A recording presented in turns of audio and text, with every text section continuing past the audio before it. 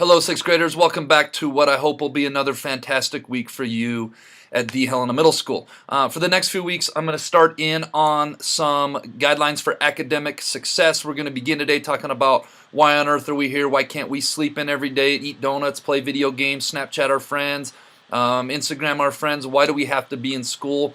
What is the bigger point of all this being in school? So we're going to get started on a three-part series titled Tips for Your Academic Success. Still trying to figure out what I'm going to call it.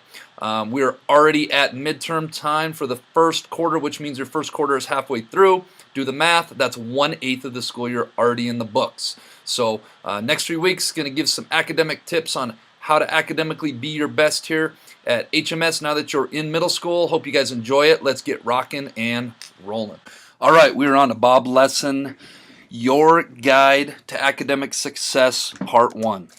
But first, let's be our best this week at HMS. Let's be safe, let's be responsible, let's be respectful, and let's especially be a learner. All right, sixth graders, I have a question for you.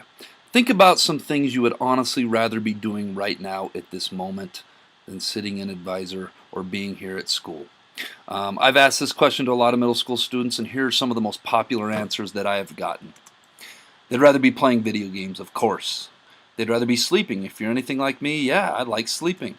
They'd rather be watching TV. They'd rather be longboarding. They'd rather be reading. They'd rather be vegging out at home watching Netflix. This one's big, spending time on their smartphones and maybe spending time on social media on their smartphones. We talked about that last week. How about traveling, being on vacation? How about playing their favorite sport, being active? How about just hanging out with friends? Maybe hanging out with family, maybe just hanging out at home and not doing anything at all, or maybe not doing anything at all and just vegging out. Or how about eating, enjoying their favorite meal or a favorite snack?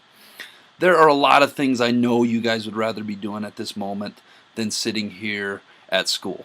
So knowing that begs the question, why are we here in school? Why do we have to be in school? I want you to take 1 minute and I want you to think about this to yourself, maybe chat quietly with the partner next to you.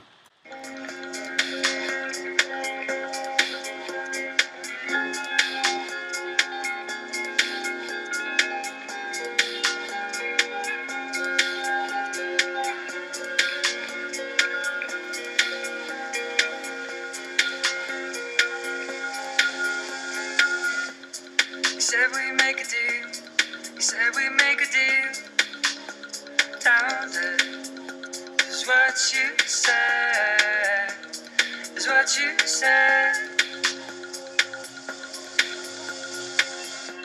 So tell me all your lies. Such a thin disguise. We fool ourselves. We fool ourselves.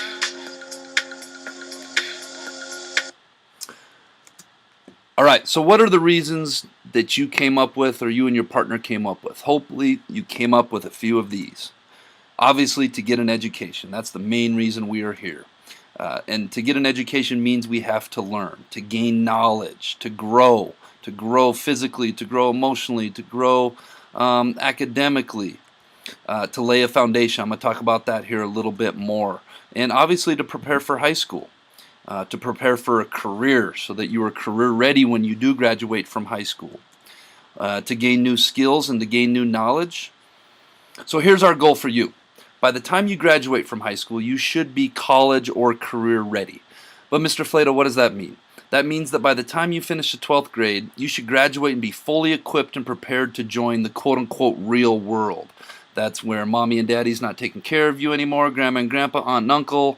You are taking care of yourselves by gaining adequate enough employment to live independently on your own as an adult, not having anybody taking care of you. Or you should be fully equipped and prepared to continue your education at maybe a trade school, learning new skills, maybe a 2-year college, maybe a 4-year college.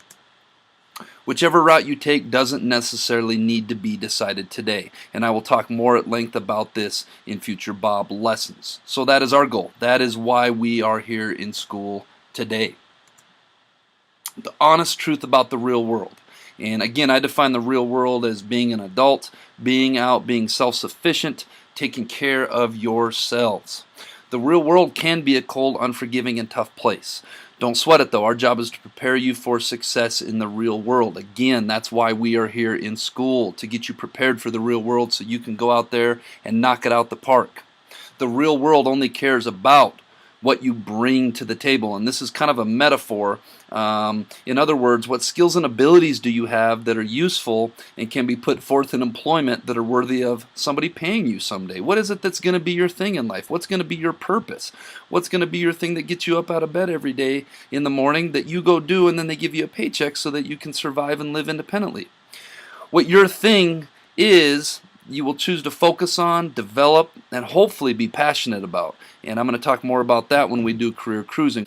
I'll speak in future lessons about how we all have this one thing we are capable of doing better than 99% of everyone else, regardless of who you are. I'm really confident about this, that when everybody discovers their thing that they can bring to the table, that is their gift to the world, I'm convinced everybody has it, but we need to develop this foundation. We need to be in school every day working to gain knowledge so that we have those doors open when we are an adult and we can go out and do that thing.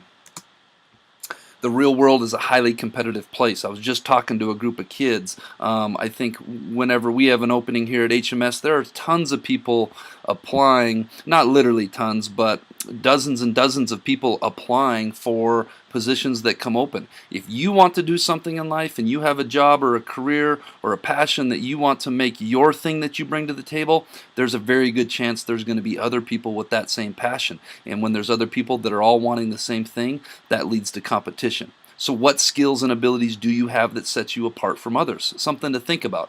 And that's a huge reason why we are here in school learning every day, is so that we can develop those skills and abilities that are going to set us apart from other people when we do get to the real world. I hope that all makes sense. But Mr. Flatow, we're in middle school, not high school. We're not going to be adults and in the real world for a long time. And you know what? I do 100% agree with that. As sixth graders, you guys are 6.5, almost 7 years away from being in the real world. Some of you will be further if you go to a 2-year college or 4-year college or get an advanced degree that I'll talk about in future Bob lessons. Well, I want to share the quote of the week with you. The best time to plant a tree is 20 years ago. The second best time is now. And what this really means is, let's think about planting a tree in terms of building a sweet tree house. This tree house is taken from the back of Mr. Kepler's yard. Mr. Kepler built this summer. Just joking, but Mr. Kepler did build a pretty sweet tree house this summer.